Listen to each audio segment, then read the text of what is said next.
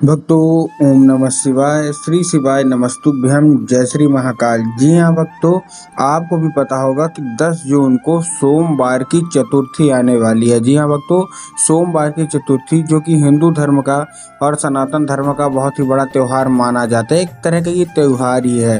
पूज्य गुरुदेव कहते हैं कि देखिए, चतुर्थी तो कोई भी हो, वो अपने आप में खास ही मानी जाती है, लेकिन ये जो सोमवार की चतुर्थी आपको मिल रही है ना, इसको बिल्कुल मत जाने दीजिएगा। ये आपके लिए बहुत ही खास चतुर्थी होने वाली है। क्यों? क्योंकि अगर आपने इस चतुर्थी को उपाय कर लिया और अपनी मनोकामना बाबा भोलेनाथ से मांग ली, तो अवश्य रूप से आप खुद देखेंगे कि आपकी जो कोई भी इच्छा है, मनोकामना है, वो अवश्य रूप से पूरी होगी ही होगी। देखिए, पूज्य गुरुदेव की जो कथा होती है, जैसे कि आपको पता है कि उसमें पूज्य गुरुदेव की कथा में लाखों की भीड़ आती है। और जब गुरुदेव की कथा में लाखों की भीड़ आती है तो क्या करते हैं लोग? पत्र के द्वारा अपनी मनोकामना गुरुदेव तक पहुंचाते हैं। ये भी आपको पता होगा। तो अभी 5-6 महीना पहले की बात है, गुरुदेव की कथा चल रही थी। जब गुरुदेव की कथा चली, उसमें लाखों की भीड़ आई और उन्होंने गुरुदेव को पत्र लिखा। जब गुरुदेव को पत्र लिखा तो उसमें सबकी अलग अलग मनोकामना थी। किसी की धन प्राप्ति की मनोकामना, किसी की कर्जा मुक्ति की मनोकामना, किसी की कोई और, किसी की कोई और, कोई बीमारी के लिए क्या है, कोई कर्जा मुक्ति के लिए, मतलब बहुत सारे लोग अपनी अपनी मनोकामना बोले थे। आपने देखा भी होगा जब आप कथा सुनते होगे तो पत्र के द्वारा। उसके बाद जब गुरुदेव ने पत्र पढ़ा तो उसमें गुरुदेव ने फिर जब देखा कि ये समस्या है, तो गुरुदेव ने 2 से 3 उपाय बताया और कहा ये उपाय कर लेना, तुम्हारी जो भी समस्या है, जो भी दिक्कत है, दूर होगी। लेकिन कब? बोले कि सोमवार की चतुर्थी जब आएगी तब कर लेना। उस समय भी सोमवार की चतुर्थी आने वाली थी।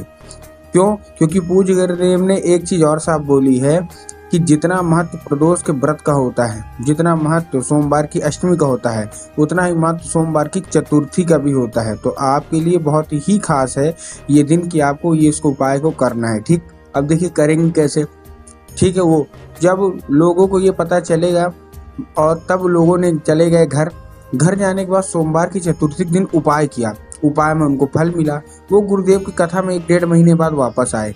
जब वो गुरुदेव की कथा में 1-1.5 महीने बाद वापस आए तो उन्होंने फिर से गुरुदेव को पत्र लिखा। लेकिन इस बार का जो पत्र था ना, ये गुरुदेव को धन्यवाद के रूप में पत्र था कि गुरुदेव धन्य हो आपका, आपके द्वारा बताया गया उपाय हमने कर लिया है।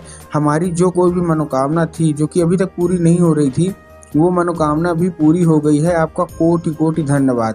तो देखिए, जो लोग भी मेरी आवाज़ सुन रहे हैं ना, अगर आप भी जानना चाहते हैं कि आखिर ऐसा कौन सा उपाय है जिसको करने मात्र से लोगों की सारी मनोकामनाएं पूरी हो जाती हैं, तो चलिए हम बताते हैं आपको आज की इस वीडियो के माध्यम से।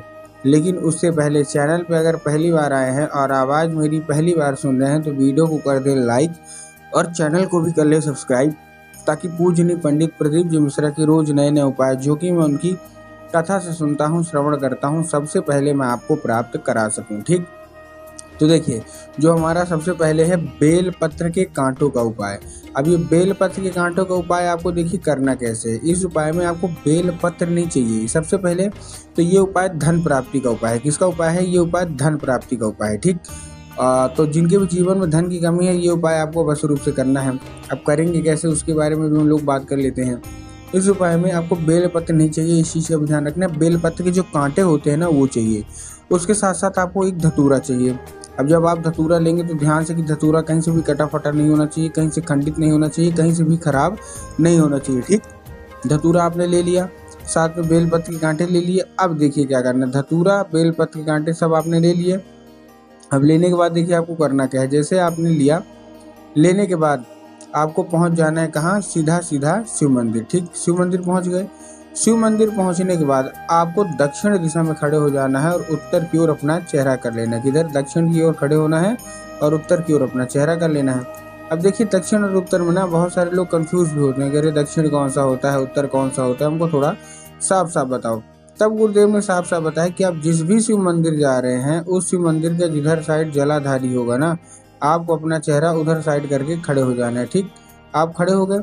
अब खड़े होने के बाद आपको क्या करना है? कुंदकेश्वर महादेव का, कौन से महादेव का एक बहुत ही सुंदर सा नाम है, कुंदकेश्वर महादेव। तो बस आपको कुंदकेश्वर महादेव का नाम लेके उन्हीं का स्मरण करके आपको क्या कर देना है? आपको चुपचाप आपको अर्पित कर देना है। बस अपनी मनोकामना भी मांग लीजिए। पूज्य गुरुदेव कहते हैं मात्र 1 से 1.5 महीना रुक जाइए, आप खुद ही देखेंगे कि आपकी जो कोई भी इच्छा मनोकामना है ना, जो कि अभी तक पूरी ही नहीं हो रही है, अवश्य रूप से आपकी मनोकामना पूरी होगी ही होगी। और अगर आपके जीवन में धन की कमी है तो धन की कमी भी दूर होगी ही होगी। ठीक है, ये था हमारा कौन सा, ये था पहला उपाय जो कि धन प्राप्ति का था।